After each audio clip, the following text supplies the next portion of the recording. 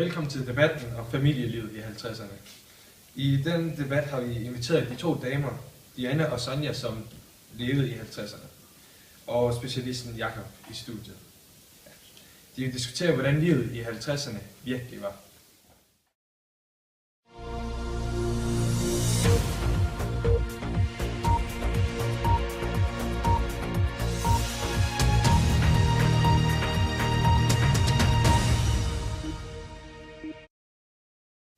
Jakob, hvordan vil du betegne det klassiske familieliv i 50'erne?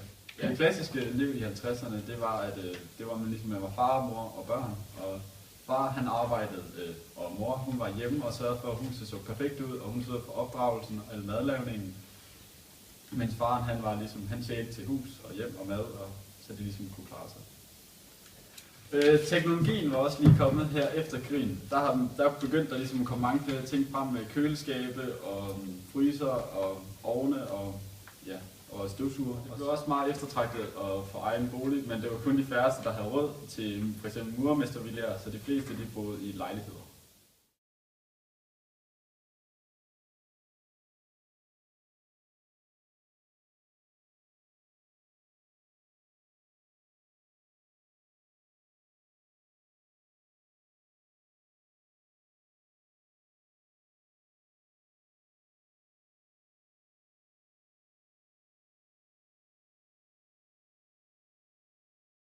Diana, hvad siger du til, at Jakob har karakteriseret familielivet i 50'erne på den måde? Var det virkelig sådan, det var? Nej, efter min mening var det slet ikke på den måde. I hvert fald ikke hos min familie. Jeg har fire børn, hele hævestaden. Og en mand.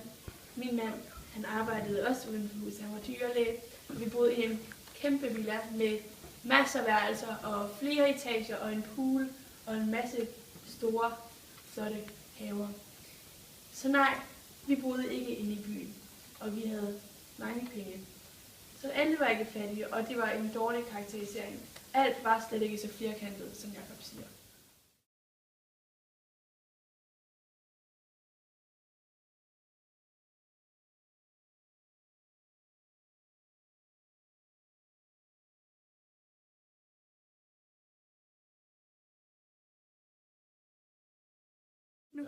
Okay, Diana. Det du siger, vil jeg sige er forkert. Dybt forkert. Fordi at, som jeg kan så se på mine statistikker og tal, så er det alle familier boede inde i byen, og de havde 2 børn, og kvinden, hun var ikke uddannet, og hun gik hjemme og passede familien og hus og holdt det rent. Og man havde ikke råd til alt muligt mærkelige ting.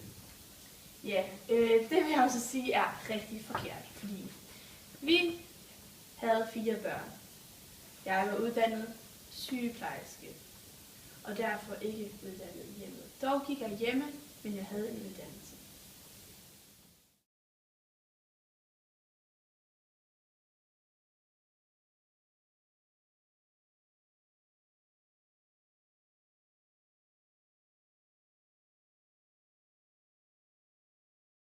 Man havde stadigvæk ikke råd til lige så meget, fordi i det der kun var én indtægtskilde i huset. Det mener jeg også er forkert. Selvom at det kun var min mand, der arbejdede, havde vi råd til at tage på ferier både til USA og andre spændende steder. Samtidig havde vi bil og fjernsyn og et kæmpe hus. Hvordan var dit liv så i 50'erne? Altså nu har jeg levet lidt andet familieliv end Diana for eksempel, men på den anden side er det heller ikke helt det samme, som Jakob påpeger. Familielivet var 50'erne. Vi havde 4 børn, og vi boede i en lejlighed. Og jeg arbejdede også på kontor, ligesom min mand han var i lære. Og vi blev gift allerede som 21-22-årige, hvilket også er lidt atypisk, når man kigger på statistikkerne.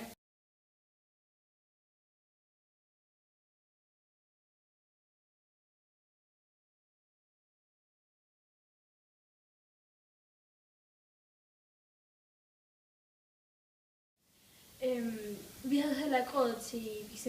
tv og køleskabe, det fik vi først senere hen. Jakob, Sonjas liv i 50'erne er ikke helt som du sagde. Hvad har du at sige til det? Jo, inget. Ja, og sådan ja. Som sagt, så havde vi jo heller ikke særlig mange teknologiske ting derhjemme i huset, som fjernsyn og alt det andet, man ligesom begyndte at få den der gang. Nej, men altså, det er jo heller ikke en karakterisering. For eksempel så arbejdede jeg ude af huset, som du så mener, at alle de arbejdede hjemme. Det vil jeg jo ikke sige, at man kan sætte alting op på statistikker, når det er et helt årti, det drejer sig om. Jo, for det kan man jo se på tallene, at størstedelen, de var jo faktisk hjemme og passe huset. Fordi det var ligesom det, man gjorde dengang, at man var hjemme, og man passede huset, og man passede børnene. Men så var det for eksempel ikke i mit tilfælde, og hjemme med Diana, hun havde også en uddannelse som sygeplejerske. Ja, og lad mig gætte, begge to af jer damer, I blev ikke skilt, som mine statistikker og tal også siger, at ingen af jer blev skilt under det her årti.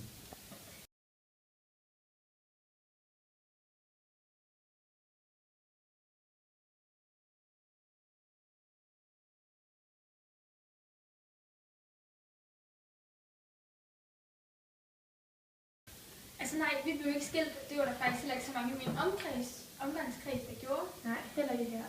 Men jeg synes, eller vi synes i hvert fald, begge to, at du sætter livet i 50'erne lidt for meget i kasser. Alting er ikke, som der står i historiebøgerne. Jakob fortalte os om det perfekte 50'er-liv. Var det noget, I ønskede jer? Jeg var jo godt tilfreds med mit liv, som det var på det tidspunkt. Og der var meget forskellige nuancer i samfundet, hvordan man lever. Ja, jeg er enig med Sonja.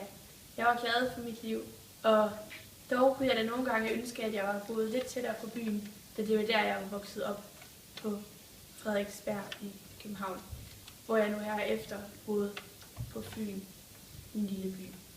Men alt i alt var jeg tilfreds med mit liv i 50'erne, og synes, at vores liv var rigtig godt. Jeg tror, vi kan konkludere, at livet i 50'erne ikke var, hvad vi troede, det var. Der er visse ting, som Jakob har udtalt sande, og passer også på Diana og Sonja. Vi siger tak for debatten og ses næste torsdag.